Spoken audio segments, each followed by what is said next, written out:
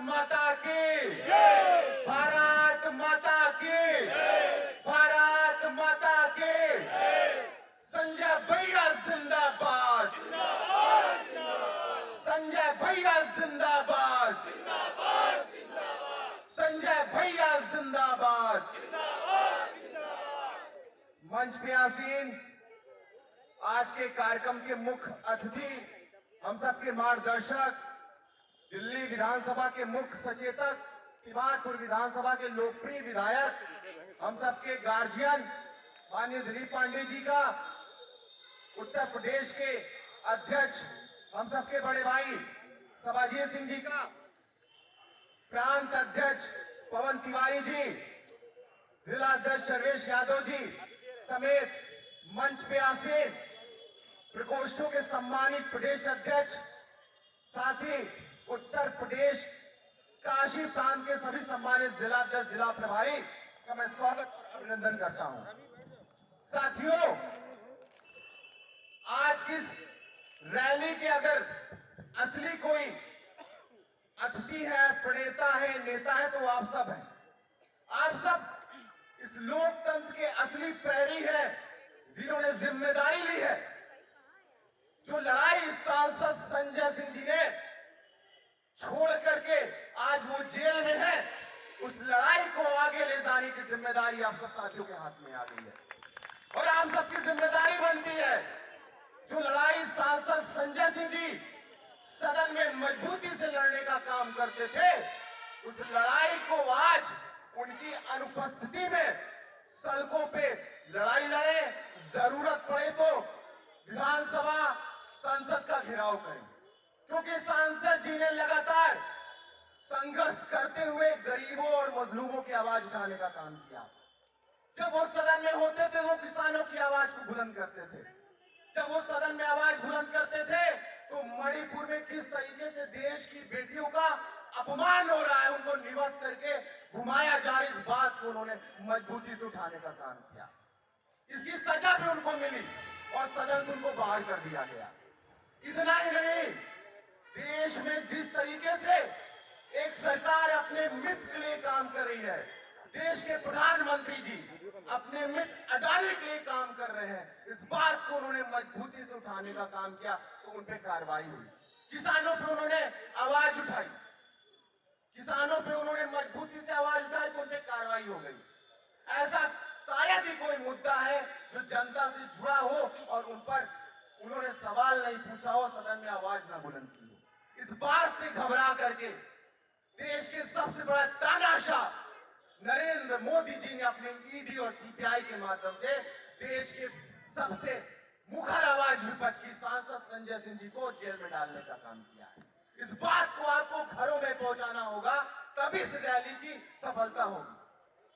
पूरे देश भर में सांसद संजय सिंह जी को चाहने वाले करोड़ों, लेकिन जिस तरीके से सांसद संजय सिंह जी की गिरफ्तारी हुई है उससे सब लोग हतप्रभ हैं। एक ऐसा ईमानदार व्यक्ति जो लोगों की मदद के लिए 24 घंटे खड़ा रहता है।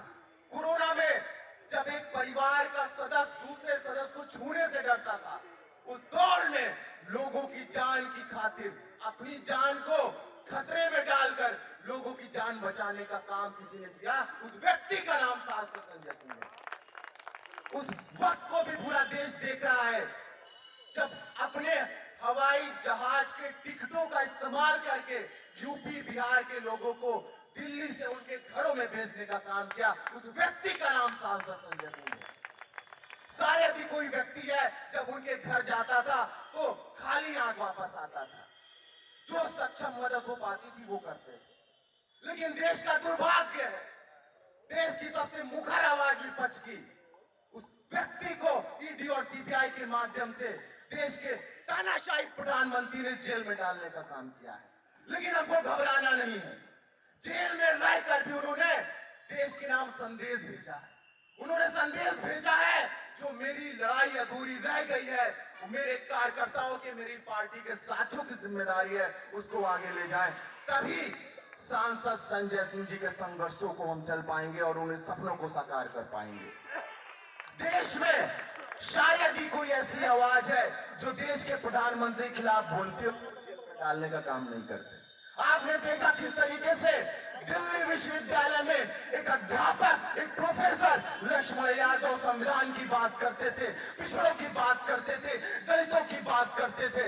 इस बात से घबराकर सत्ता के दबाव में तानाशाही सरकार ने उनकी नौकरी लेने का काम किया। उसके पहले ऑनलाइन क्लास के माध्यम से बच्चों को पढ़ाने का काम करते थे करण सांगवान, उनकी भी नौकरी इस तानाशाही सरकार के कारण चली गई। उन्होंने एक सवाल पूछा था, एक बात कही थी अपने छात्रों से, विद्यार्थियों से, देश में हमेशा पढ़े लिखे लोगों को वोट करना। जब देश का राजा चौथी पास होगा तो उसको पढ़ाई लिखाई करने वाले लोगों से नफरत होगी, विश्वविद्यालयों से नफरत होगी और अपने संघी लोगों को घुसेड़ करके उन विश्वविद्यालयों को कब्जा करने का काम करेंगे। ये भारतीय जनता पार्टी की हकीकत है। जिस तरीके से आम आदमी पार्टी के 3 नेताओं को जेल में डालने का काम किया, क्या कसूर था मनीष सिसोदिया जी का? उन्होंने देश के सबसे अच्छे सरकारी स्कूल बनाने का काम किया। क्या कसूर था सत्येंद्र जैन जी का, जिन्होंने विश्व के पटल में मोहल्ला क्लिनिक बना के स्वस्थ मॉडल को देने का काम किया? क्या कसूर था संजय सिंह जी का, जिन्होंने अडानी के सवाल पूछा, किसानों पे सवाल पूछा, मणिपुर पे सवाल पूछा, उनको जेल में डालने का काम किया? इनका एक कसूर था, कोई भ्रष्टाचार नहीं था। इनका कसूर यह था कि इन्होंने जी हुजूरी नहीं की सत्ता के सामने। क्योंकि देश के प्रधानमंत्री मध्य प्रदेश में जाते हैं, अजीत पवार और एनसीपी को भ्रष्टाचारी पार्टी बनाते हैं और 2 दिन बाद महाराष्ट्र में वही व्यक्ति डिप्टी सीएम बन जाता है। यह है आम आदमी पार्टी और भारतीय जनता पार्टी के लोगों की हकीकत। जो व्यक्ति भ्रष्टाचार के खिलाफ आवाज बुलंद करता है, अगर वो मजबूती से खड़ा रहता है, उसको जेल में डालने का काम करते हैं। लेकिन जो कोई व्यक्ति भ्रष्टाचार करता है और भारतीय जनता पार्टी का दामन थाम लेता है तो वो सदाचारी हो जाता है। तो देश के ऐसे हालात है, इस हालात में आप सबकी जिम्मेदारी बनती है।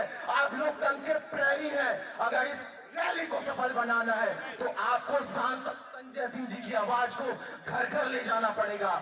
आम आदमी पार्टी ने 21 तारीख से पूरे उत्तर प्रदेश में अभियान की शुरुआत की है। इस अभियान के माध्यम से हम घरों में जा रहे हैं, लोगों को बता रहे हैं सांसद संजय सिंह जी को क्यों गिरफ्तार किया है, सांसद संजय सिंह जी का क्या कसूर था। अगर आप चाहते हैं इस यात्रा को, इस रैली को, सांसद संजय सिंह जी की आवाज को, हाथों को और मजबूत करें, उस अभियान को मजबूत बनाइए, तभी इस हिंदुस्तान में संविधान और लोकतंत्र को हम बचा पाएंगे। आप आए, आपने इतने देर तक हमारी बात सुनी, आपका मैं तहे दिल से आभार व्यक्त करता हूं। बहुत बहुत शुक्रिया, बहुत बहुत धन्यवाद। इंकलाब जिंदाबाद, भारत माता की जय।